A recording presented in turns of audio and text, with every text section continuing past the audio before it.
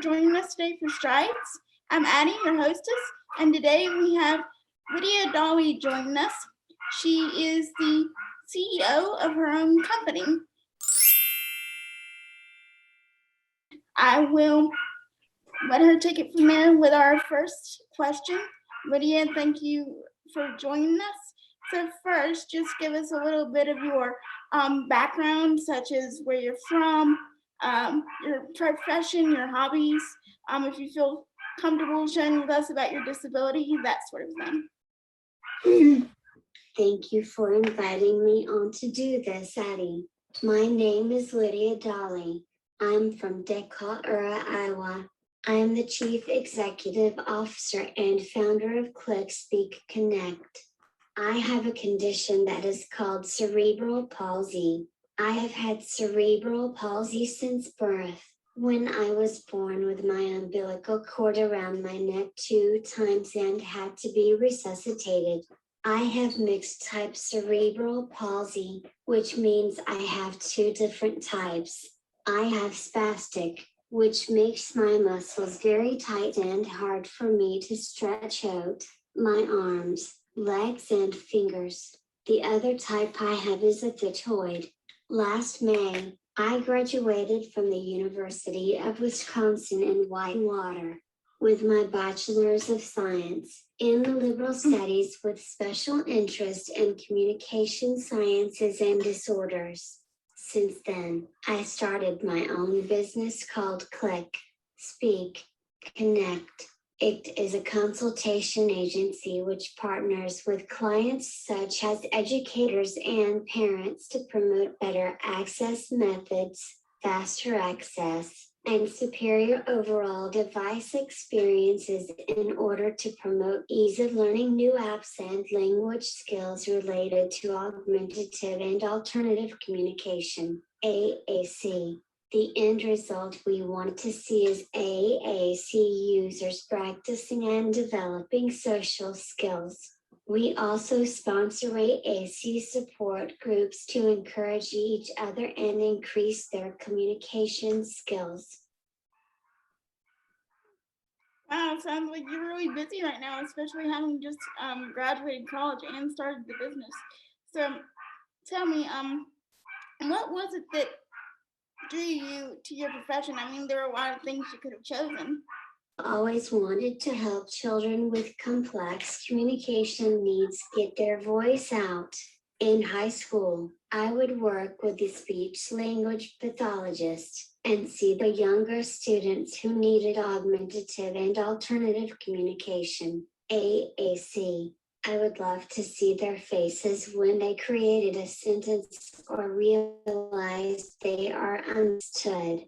I started Click, Speak, Connect because I want to change the way speech and language pathology is practiced today. I want it to be about the AAC user and opening doors for them and giving them options of using a device, their own verbal language, no matter how limited, handmade speech boards, and even spelling words in the air with their hand or fist.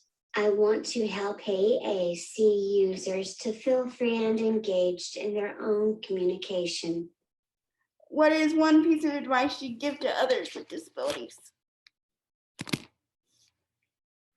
My advice to other people with disabilities is to not give up. I know it's tiring to have to advocate for everything and prove to people that we are smart and can do anything, but we shouldn't give up just because people doubt us. That's wonderful. And is there anything else you wanted to add that wasn't in those other questions? My advice for people in general is if someone can't speak or may look like they don't understand, realize they do understand. People with disabilities do not want sympathy.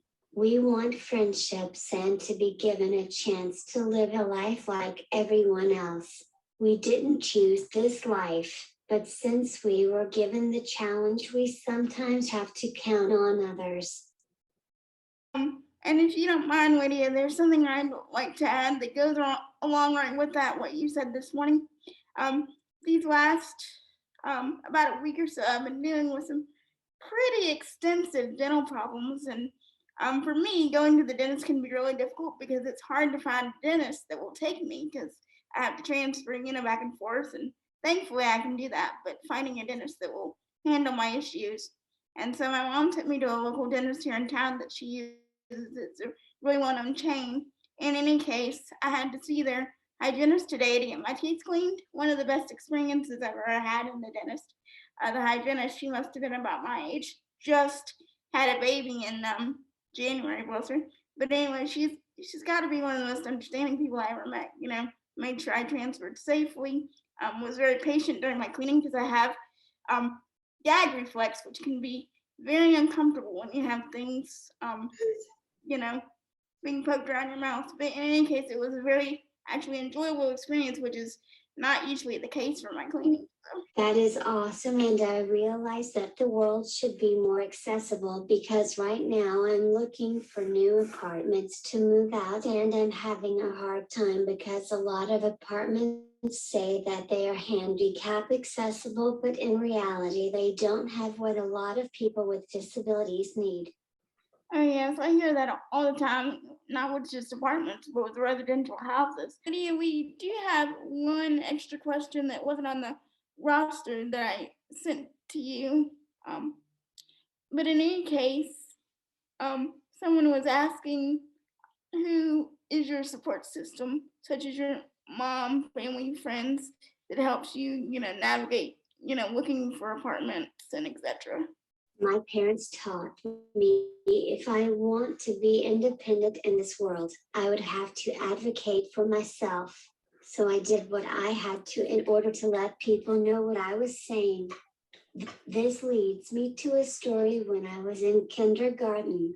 My aide that was supposed to help me with my physical needs just didn't get the fact that I had a brain and I liked to use it.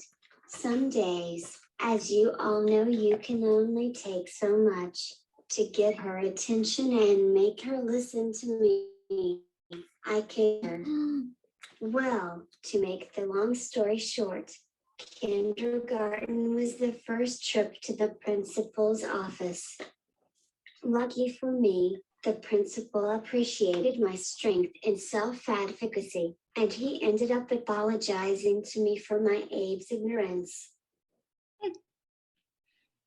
Mm. That's a good one. I have had some, troubles at school and that sort of thing myself. We could keep each other busy for a while. As far as my own support system, my my mom and I, we sort of work as a team at it. A lot of the stuff that I needed in school, I started advocating for myself around the age of 11. The only real reason I didn't do it sooner is because I had a very um, protective and sheltering mother. I'm an only child, so you know how that can go. But there have been times where I was having a problem with how I was being treated. I just, no matter what skill I used, I could not come to a resolution. And so I would go to my mom and say, "Mom, I'm having this issue and I just can't seem to deal with it on my own. You need to do the mom thing." And what the mom thing was is she would basically go tell the people, "Okay, this is, how it is. Deal with it or leave or whatever, but just it is what it is." Oh, and I'm almost 28, and there are times when I still go to her and say, sometimes I'll even say, I'm gonna have to take your example and do the mom thing on, this sort of situation for myself because it's that, serious. So, Lydia, I know we've covered a lot of extra ground that we didn't originally plan on today, but if there's anything you would like to add, please do so. Or if you have any plans for the future you'd like to tell us about, you can also do that if you would like. I have a lot of goals. One of my goals is to my hope is that the NADPIN will be available for the whole world for anyone with any type of needs. that the NatBin can help with successful communication for them. Another goal is to open my own clinic someday, where people with disabilities can come to get help with finding their voice, whether it's by using an AAC device or not. I would hire others with disabilities, and my plan would be that click, speak, connect would become part of that business. That's great. Wow. Clinic. They could use you down here. I don't know if you've ever been to the South, but they could use it down here.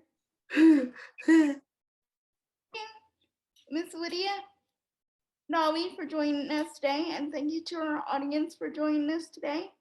I'm Addie, your hostess, and remember that disability comes with ability.